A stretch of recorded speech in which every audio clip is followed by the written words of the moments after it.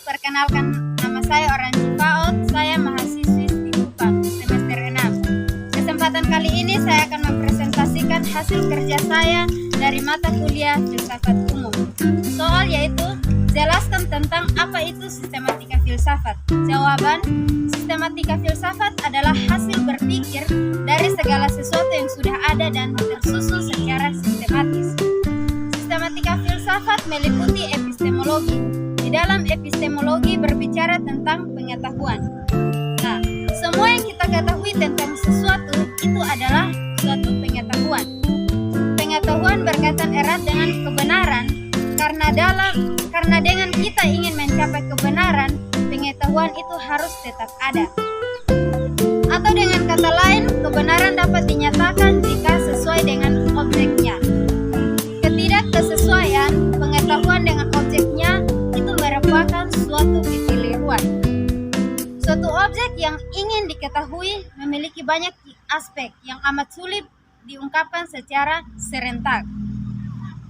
Terbukti bahwa kebanyakan orang hanya mengetahui beberapa aspek dari suatu objek yang dilihat, sedangkan yang lainnya tidak diketahui. Dengan demikian, amat sulit baginya untuk mencapai kebenaran dengan lengkap dari objek tertentu, apalagi mencapai suatu kebenaran dari sesuatu yang dapat dijadikan objek pengetahuan. Nah, di dalam objek pengetahuan terdapat beberapa jenis pengetahuan. Di sini kita akan melihat 3 jenis pengetahuan, yaitu yang pertama, pengetahuan biasa, yang bisa disebut pengetahuan intuitif atau pengetahuan prailmiah. Pengetahuan ini berarti pengetahuan yang harus diuji kebenarannya dengan menggunakan metode-metode ilmiah. Yang kedua, pengetahuan ilmiah, yang berarti pengetahuan yang diperoleh lewat penggunaan metode-metode ilmiah yang lebih menjamin kepastian kebenaran yang dicapai. Yang ketiga yaitu pengetahuan filsafat, yang berarti pengetahuan yang berkaitan dengan hakikat, prinsip, dan asas dari seluruh realitas yang dipersoalkan selaku objek yang hendak diketahui.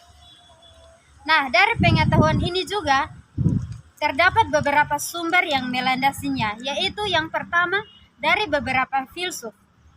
Mereka mengatakan bahwa pengetahuan bersumber dari akal budi atau pikiran.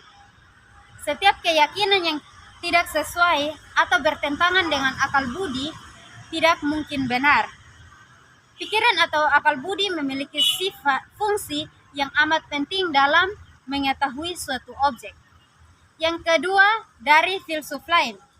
Mereka mengatakan bahwa pengetahuan bukan berasal dari akal, tetapi berasal dari pengalaman indrawi yang menjadi sumber utama. Yang ketiga yaitu dari ahli Immanuel Kant, yang menggabungkan keduanya, yaitu bahwa akal dapat berfungsi apabila dihubungkan dengan pengalaman.